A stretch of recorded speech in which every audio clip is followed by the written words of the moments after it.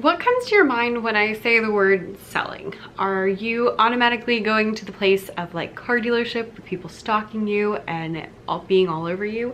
Are you, oh, the new one is random messages in your Instagram DM from people you've never heard of trying to get you to buy random things you didn't ask for?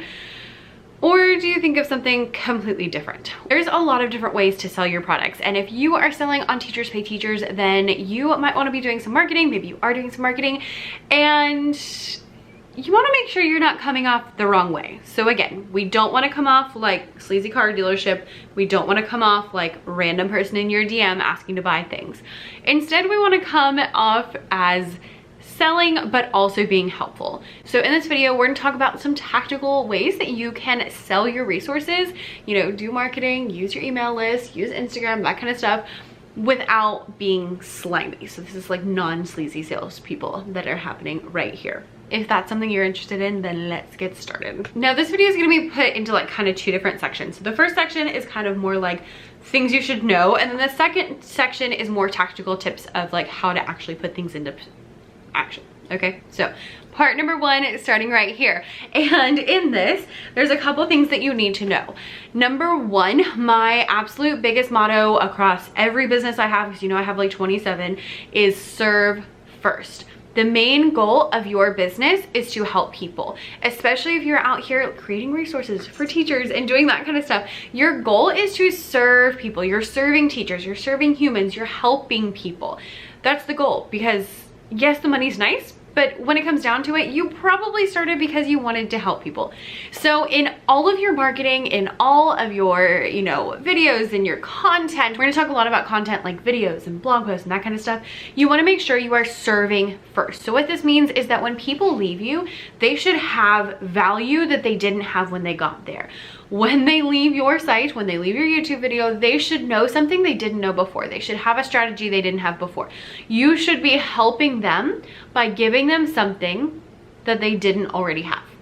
Now that takes me to number two, which is that part of serving is selling. If you want to actually be able to help people in a real true way, yes, you can give them things for free, yes, you can give them ideas and inspiration, but if you really want to help them, you actually need to sell to them. There's a couple of different reasons for this. We're not going to get super deep into the psychology of everything. I will leave a really good book to read if you are curious about both that and also more like tactical sales tactics. I'll link that down below in the description. But part of serving is selling. People, you know, it's really great to give away some information for free, to help people for free, to give them ideas and inspiration and that kind of stuff. But when it comes down to it, when someone purchases something, it gives them skin in the game. It actually means like I am trading my hard-earned time that then, you know, became money through my job. I tell the kids that a job is a trade. You're trading your time for money. You're trading your expertise for money. So I am trading my money that I worked hard for in exchange for something to make my life easier. That is what a sale is in any, you know, thing. I'm giving my money and I'm getting value in return. That might be entertainment, that might be education, whatever it is. But if you do that, people are, first of all, more likely to actually use the resources. This is something that I have not only seen, but also experienced. I found these like music education ebooks, okay? Like 30-page ebooks, and there were, I think, 4 of them, and I downloaded every single one of them. I printed every single one of them out. Do you know how much I have used out of that ebook? Literally nothing. Nothing. I have not touched it. Do you know how many things I would have used if I had paid for it? Every single thing. When I have a book that I paid for that I'm using like for class, you know, with ideas or songs or inspiration, I use everything I can. I am getting my money's worth. And because of that, I am actually getting more value out of this thing than I would have if I had gotten it for free. Now, that doesn't mean that free is bad, but it does mean that having to pay for something gives you more skin in the game. It also helps to create a business that you can actually do, because you know, your girl makes a lot of products and make a lot of YouTube videos and make a lot of stuff, and there is no way that I could put this much effort into this if I wasn't getting paid for it. So I need to be able to, you know, earn an income in order for me to help people on the scale that I help people. The other reason that selling is serving, when you sell something to someone, it convinces them that they need it, and they realize that they need it. They understand that they need it, and now they know that this is something that's helpful and is going to be good for them long term. If you never pitch your ideas, you never pitch your products, then people can't purchase them, and then they can't get the help they need. Okay? If you want to help the people, then you need to make sure that they know about your products, they know about your offer, they know about things that you have that can help them. So the first two things you need to know when it comes to selling online is you always want to serve first, and that selling is actually serving. We could get into we could probably do a whole video on that separately, but I'm gonna leave that there so that we can get into some of the main tactics. So if you are someone who is looking to, you know, make blog posts, make YouTube videos, that kind of stuff, and you're trying to sell your resources, but you don't want to be slimy, keep those two things in mind. And then implement these tactics that we're gonna talk about in the next little bit. So number one out of these tactics would be don't sell 24/7. You have, you know, a blog, you have YouTube, you have Instagram, whatever it is.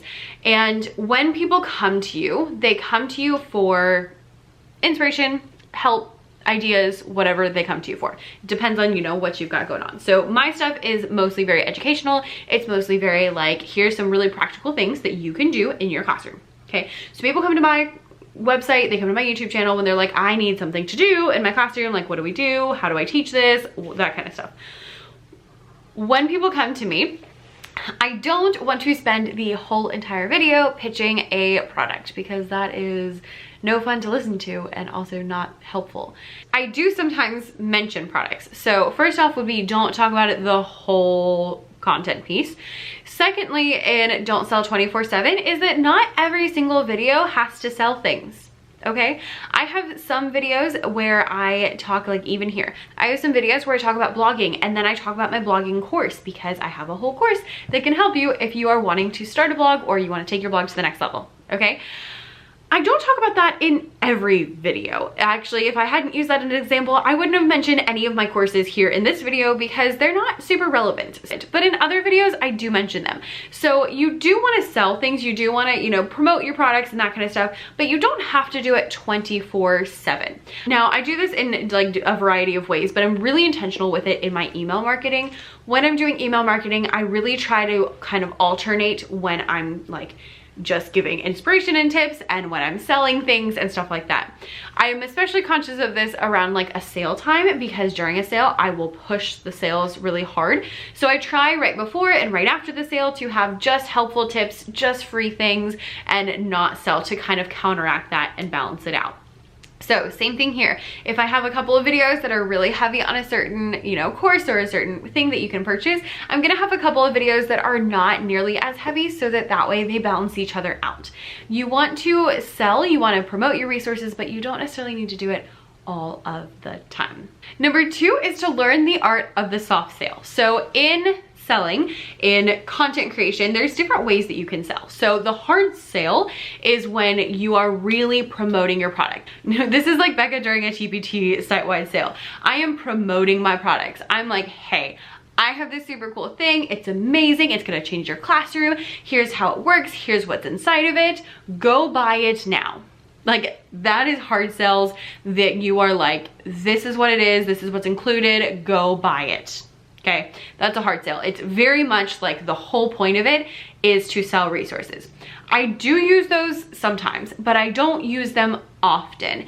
Instead, for the most part, especially on, you know, YouTube, on blogs and that kind of stuff, I really go more towards the soft sale. So a soft sale is when you have a video, you have a blog post, you have an Instagram reel, and you're talking about something, and then it's related to a product and you mention it. Okay, so for example, blogging course. I had a video the other day that went out. I'd say the other day, for you it was a couple months ago, but you know, I film my videos very early now because I'm on top of things for the first time ever.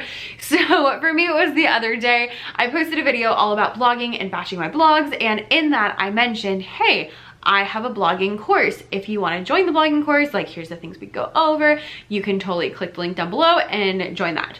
the reason it's a soft sale is because even if you don't leave with the course, you still got value out of the video. The same thing with blog posts. If I have a blog post all about my favorite, like if I have a blog post all about centers, I'm gonna talk about some of the centers that I have available in my TPT shop.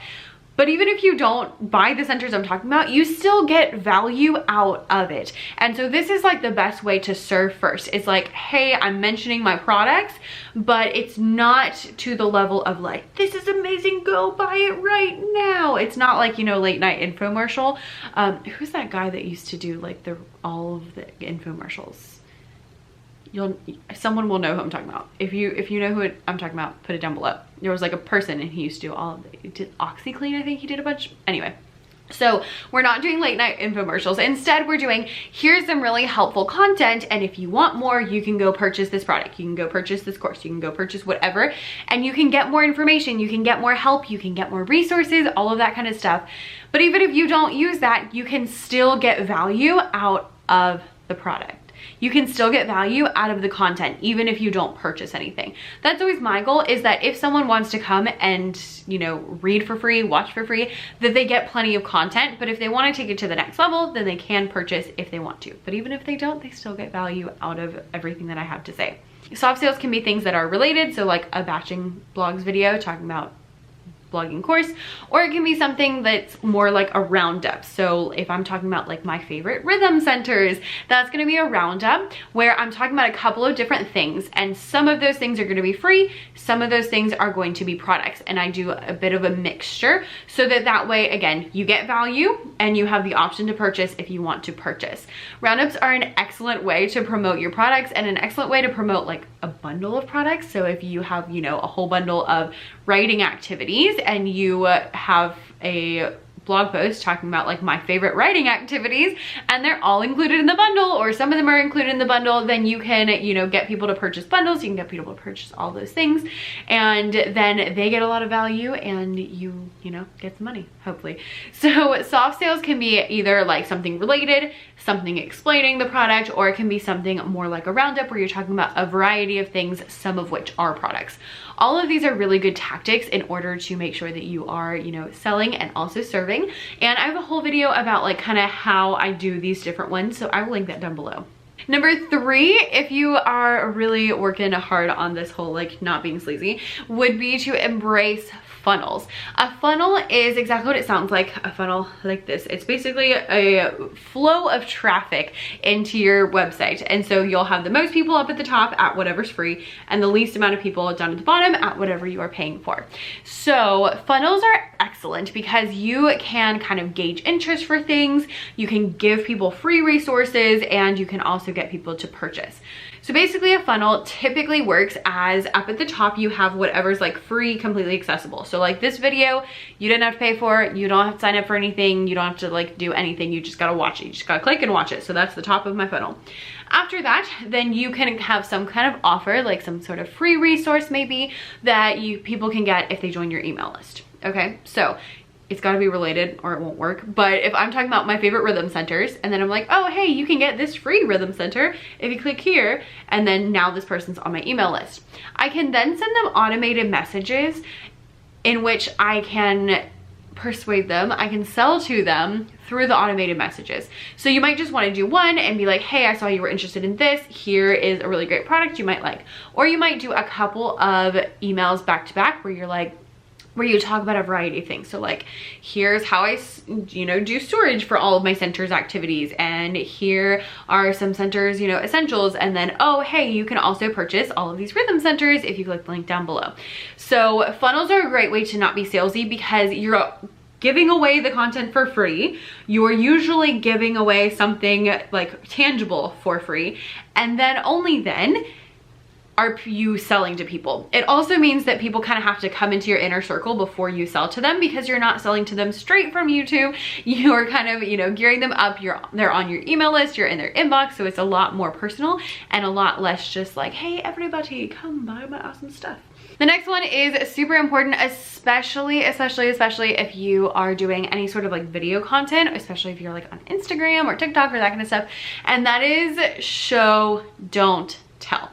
It's one thing for me to sit here and be like, hey, I have this super cool product and you're gonna like it. It's a whole different thing for me to show you how my product works and show you what is in the product and show you how to put it all together. And that's gonna sell so much more than just being like, hey, this is a cool product. It's also gonna come off as less sleazy because it's just like, hey, look at all these things that I've got going on, instead of being like much more in your face with the words.